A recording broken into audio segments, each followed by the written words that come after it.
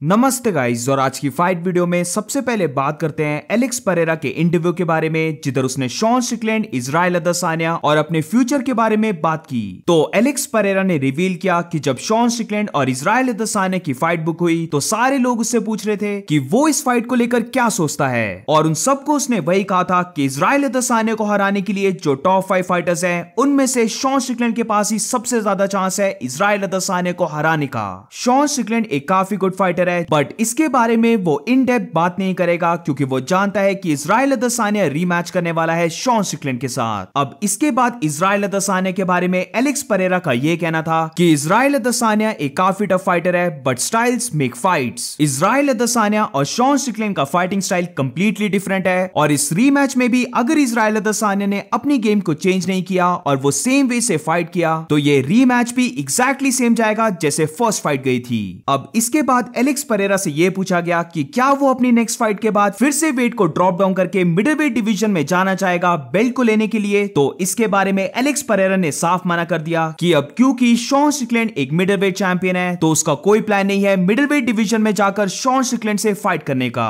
But इसी के साथ एलेक्स परेरा ने यह भी कहा कि अगर इजराइल अदेसाया मिडलवेट चैंपियन होता है तो फिर वो अपनी नेक्स्ट फाइट यानी कि जिरी प्रोहास्का की फाइट को विन करके लाइट हेवीवेट चैंपियन बनने के बाद वो सोच सकता था फिर से मिडलवेट डिवीजन में जाकर इजराइल अदेसाया से मिडलवेट चैंपियनशिप बेल्ट के लिए फाइट करने का। एलेक्स परेरा ने यह भी कहा कि वेट कट उसके लिए कोई इशू नहीं है, उसने कभी भी अपने वेट को मिस नहीं किया है और वो अभी भी अपने वेट को बना सकता है। बट अब मिडलवेट चैंपियन शॉन स्ट्रिकलैंड है और शॉन स्ट्रिकलैंड उसका गुड फ्रेंड है और इसीलिए वो नहीं चाहता कि वो शॉन स्ट्रिकलैंड से फाइट करे। तो अब एलेक्स परेरा की बातों से यही लग रहा है कि इजराइल अदेसाया वर्सेस एलेक्स परेरा की एक और फाइट देखने के लिए या तो फिर इजराइल अदेसाया को फिर से मिडलवेट चैंपियन बनना होगा ताकि एलेक्स परेरा फिर ड्रॉप डाउन करके मिडलवेट डिवीजन में इजराइल अदेसाया के साथ एक और फाइट करे। सेकंड चॉइस ये बनती है कि या तो फिर इजराइल अदेसाया खुद से डिसाइड करे कि वो लाइट हेवीवेट डिवीजन में मूव करना चाहता है और फिर ये दोनों फाइट कर सके for the light heavyweight championship belt. अब इसके बाद अपने नेक्स्ट ओपोनेंट यानी कि जिरी प्रोहास्का के बारे में एलेक्स परेरा का ये कहना था कि जिरी प्रोहास्का एक काफी गुड स्ट्राइकर है जो अपनी गेम को चेंज कर सकता है डिपेंडिंग अपॉन वो किसके साथ फाइट कर रहा है। एलेक्स परेरा ने यह कहा कि वो जिरी प्रोहास्का के फाइटिंग स्टाइल को लेकर ज्यादा डीप में नहीं जा सकता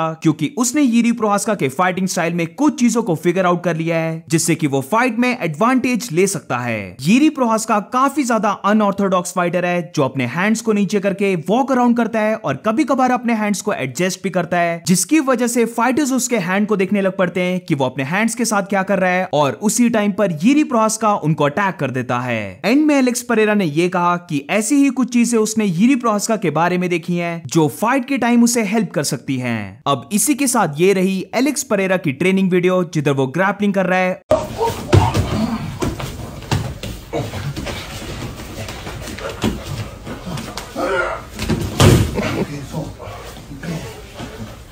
और उसकी एक और ट्रेनिंग वीडियो जिधर वो डिलन डेनिस के साथ ट्रेन कर रहा है। इजराइल अदेसाया ने लोगन पॉल के साथ ट्रेनिंग की तो फिर एलेक्स परेरा कहां पीछे छूट सकता था डिलन डेनिस के साथ ट्रेनिंग करने में।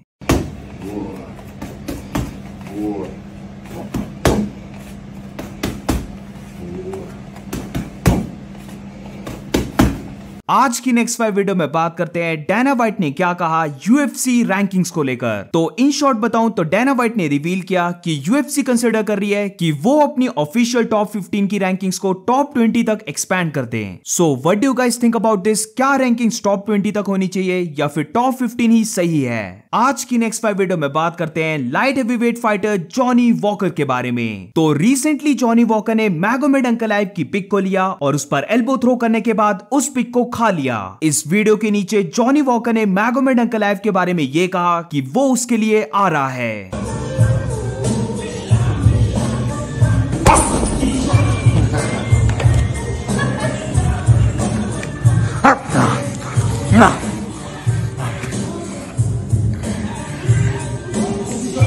जॉनी वॉकर वर्सेस मैगोमेड अंकलाइव की फाइट होने वाली है UFC 294 के मेन कार्ड में। और ये फाइट काफी इंपॉर्टेंट है क्योंकि जो इस फाइट को जीतेगा वो पोटेंशियली नंबर 1 कंटेंडर बन सकता है और जमाल हिल को टाइटल शॉट मिलने के बाद इस फाइटर को मिल सकता है नेक्स्ट टाइटल शॉट। आज की नेक्स्ट 5 वीडियो एक अपडेट है UFC बैंटरवेट डिवीजन को लेकर। तो रिसेंटली रिवील हुआ कि UFC देख रही है फॉर्मर बैंटरवेट चैंपियन पीटर यान की फाइट करवाने का सॉन्ग योडोंग के साथ। ये फाइट बुक हो सकती है UFC फाइट नाइट की मेन इवेंट फाइट जो चाइना में होने वाली है December 9 को।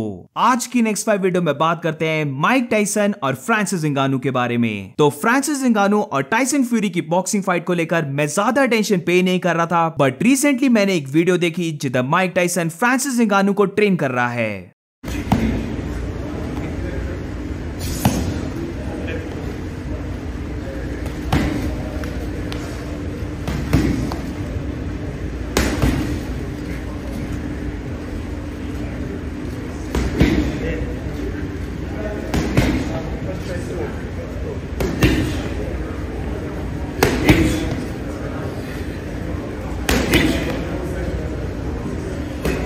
पता नहीं क्यों इस वीडियो को देखने के बाद मुझे ऐसा लग रहा है कि माइक टाइसन ज्यादा फास्ट दिख रहा है फ्रांसिस इंगानू से, बट ऑब्वियसली फ्रांसिस इंगानू इससे भी पहले ट्रेन कर रहा होगा, इसलिए शायद से वो थोड़ा सा टायर्ड है। बट अगर फाइट में फ्रांसिस इंगानू ने ये स्पीड दिखाई तो टाइसन फ्यूरी के लिए ये बॉक्सिंग फाइट काफी इजी होने वाली है।